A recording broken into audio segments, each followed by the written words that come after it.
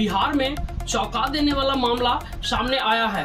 जिस पत्नी की हत्या के शक में पति जेल में 3 महीने काट चुका है, वह बाजार में घूमती हुई मिली है।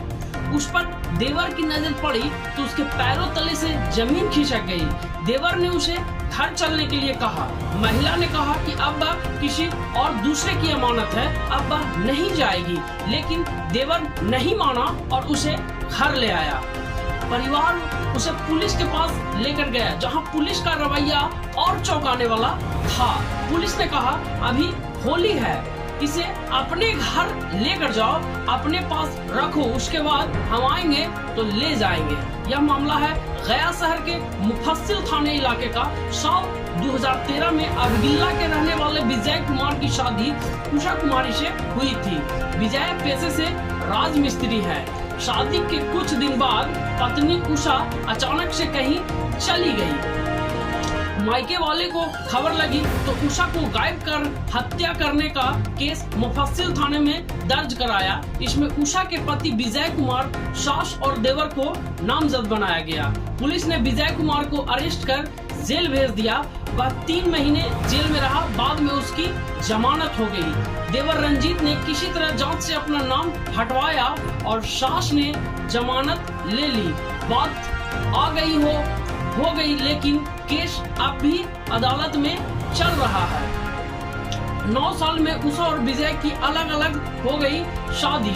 उषा ने बातचीत में बताया कि वह गुस्से में घर से निकल गई थी, पास के ही मोहल्ले के आदमी से शादी कर ली, उसी के साथ रह रही थी। इसके 2 बच्चे भी हैं। हम अपने घर जाना चाहते हैं, वहीं छोड़ दिया जाए।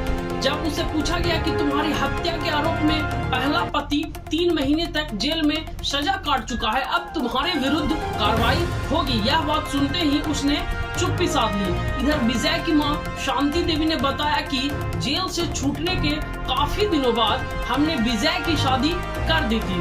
दूसरी पत्नी से उसके बच्चे भी हैं। उषा बगैर किसी सूचना के ही घर से निकल गई थी। हम लोगों ने उसे काफी दिनों तक खोजा, पर उसका कहीं भी पता नहीं चल पा सका। बावजूद इसके मेरे बेटे ने हत्या के जुर्म में 3 महीने जेल में बिताए हैं। जेल और केस से परेशान विजय ने कहा कि उसके परिवार को यह विश्वास था कि उषा अपने मन से घर से चली गई है, एक न एक दिन जरूर मिलेगी। इसी उम्मीद पर वह उषा की तलाश करते रहते थे, लेकिन ऐसा हो नहीं पाया और उषा मिली भी जब बाद में, तो वो किसी और की पत्नी बन चुकी थी और उसके 2 बच्चे भी थे। लेकिन सोचिए उस पति की क्या गुनाह थी जिसने ऐसी पत्नी के चलते अपने जेल में 3 महीने की सजा काटी, जो अभी जिंदा है, और उसके मरने के चलते वो 3 महीने जेल में सजा काटी और उसका देवर कैसे कैसे करके केस से नाम हटवाया और उसकी मां को बेल लेना पड़ा और वो 9 साल तक वो केस लड़ रहा था। आज भी वो उस केस को लड़ रहा है और उस पर अपना जिंदगी में कमाया हुआ पैसा बर्बाद कर रहा है। लेकिन उसको कोई भी इस तरह के केस में, जब भी किसी को इस तरह का केस होता है तो लोग सीधे पति को दोषी मानते हैं, उसके ससुराल वाले को दोषी मानते हैं, उसके सास को दोषी मानते हैं। लेकिन हर एक केस में ऐसा नहीं होता है। लेकिन गिरफ्तारी हर एक केस में कर झूठ मूठ केस में पति और उसके परिवार वालों को फंसा दिया जाता है। लेकिन किसी भी केस का जांच अच्छे तरीके से थाने वाले नहीं करते हैं। इस कारण से कई निर्दोष लोग इस तरह के केस में जेल जाना पड़ता है। और अब जब मामला सामने आया है तो क्या वो जो 3 महीने जेल में रहा और वो जो अपना जिंदगी का सारा पैसा अपने केस लड़ने में लगा रहा था, अब वो क्या उसको वापस मिल पाएगा?